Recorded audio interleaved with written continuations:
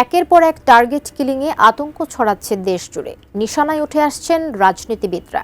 হাদি হত্যার রেশ কাটতে না কাটতেই এবার আততায়ীদের গুলিতে প্রাণ গেল স্বেচ্ছাসেবক দলের নেতা আজিজুর রহমান মুসাব্বিরের।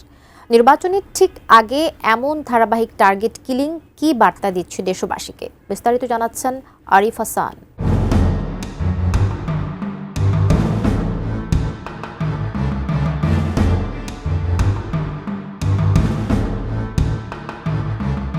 দু ২০২৫-এর শেষটা ছিল ৫ আগস্ট পরবর্তী সময়ে দেশের রাজনীতির অন্যতম কালো অধ্যায়।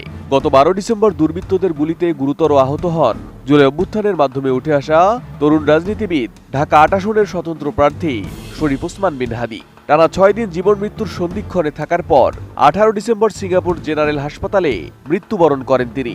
হাদির মৃত্যু শুধু একটি প্রাণহানি নয়, এটি হয়ে ওঠে পরিবর্তনের রাজনীতিতে বিশ্বাস রাখা হাজারো তরুণের হৃদয়ে নেমে আসা এক গভীর শোক ও আতঙ্কের নাম। এদিকে হাদির গুলিবিদ্ধ হয়ে মৃত্যুর ঘটনার রেশ এখনো কাটেনি। সেই হত্যাকাণ্ডের বিচারের দাবিতে এখন উত্তপ্ত ঢাকার রাজপথ।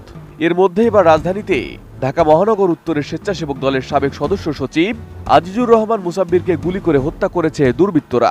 গুলি করে দুর্বৃত্তদের পালিয়ে যাওয়ার সিসিটিভি ফুটেজ গণমাধ্যমের হাতে এসেছে। প্রাণ সসের মাখামাখি টেস্ট বার্গারকে করে তোলে আরো ইয়ামি আরো জোস। প্রাণ সস, সসের বস।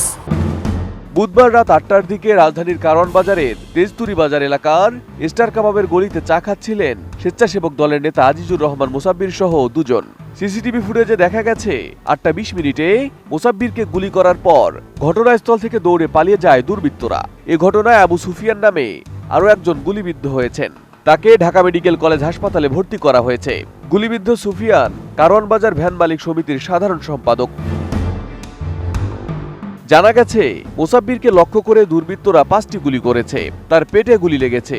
তাকে উদ্ধার করে প্রথমে একটি বেসরকারি হাসপাতালে নেওয়া হলেও পরে ঢাকা মেডিকেল কলেজ হাসপাতালে স্থানান্তর করা হয়। সেখানেই তাকে মৃত ঘোষণা করেন চিকিৎসক।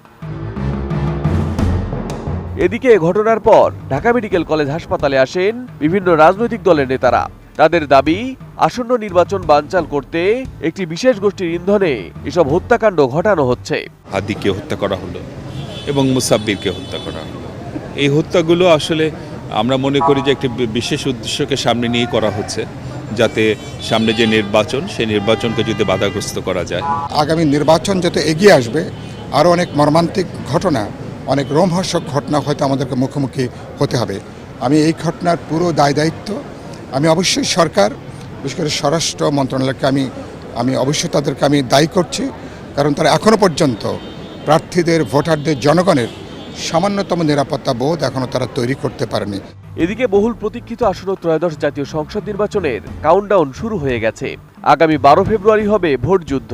তার আগেই পরপর এমন ঘটনায় নিরাপত্তা নিয়ে উদ্বেগ বেড়েছে রাজনৈতিক অঙ্গনে। Arif Hasan, ATN news.